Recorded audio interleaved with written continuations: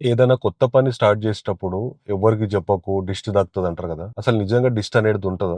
మనలో చాలా మంది జిమ్ స్టార్ట్ చేయగానే ఫస్ట్ డేనే ఒక మిర్రర్ సెల్ఫీ తీసుకొని వాట్సాప్ స్టేటస్‌లో పెట్టుకుంటారు లెట్స్ స్టార్ట్ అని. కానీ కొన్ని డేస్ తర్వాత జిమ్‌కెళ్ళడమే మానేస్తారు.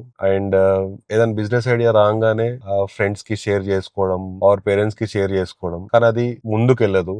That idea stops there. ఇట్లా ఎందుకయ్యింది? నేను స్టేటస్ పెట్టుకున్నా, నాకు దిష్టి తగిలింది. నేను నా ఫ్రెండ్స్‌తోని షేర్ చేసుకున్నా, అందుకే నాకు దిష్టి తగిలింది. నేను ఎదుగుతున్నా అని చెప్పి దిష్టి తగిలింది అని చెప్పి చాలా మంది ఫీల్ అయితారు. But I think it is reverse. ఎవరో దిష్టి పెట్టిర్రని చెప్పి కాకుండా, నువ్వు ఏదైతే పనులు స్టార్ట్ చేస్తున్నప్పుడు అది షేర్ చేసుకున్నప్పుడు, మన బ్రెయిన్ అది చేసేసినామనే ఫీలింగ్ వచ్చేస్తది. జిమ్ చేయకుండానే ఫిట్‌నెస్ వచ్చేసిందని చెప్పి, బిజినెస్ చేయకుండానే అది సక్సెస్‌ఫుల్ అయిపోయి చాలా మనీ వచ్చేసిందని ఒక ఫీలింగ్ అనేది వచ్చేస్తదన్నమాట. మనం మన ప్లాన్స్‌ని అనౌన్స్ చేసినప్పుడు వేరే వాళ్ళ నుంచి వచ్చే అటెన్షన్, ప్రైజ్ ఆర్ వాలిడేషన్స్ వల్ల మన బ్రెయిన్‌కి ఒక టెంపరరీ డోపమైన్ వస్తది. అసలు నువ్వు ఏం చేయకుండానే నువ్వు అన్ని చేసేసినట్టు నీ బ్రెయిన్ నీకు రివార్డ్ ఇచ్చేసేస్తది. ఒక్కసారి ఈ చీప్ డోపమైన్ అలవాటయిన తర్వాత నువ్వు యాక్చువల్ ఎగ్జిక్యూషన్ చేయడం మానేస్తావు.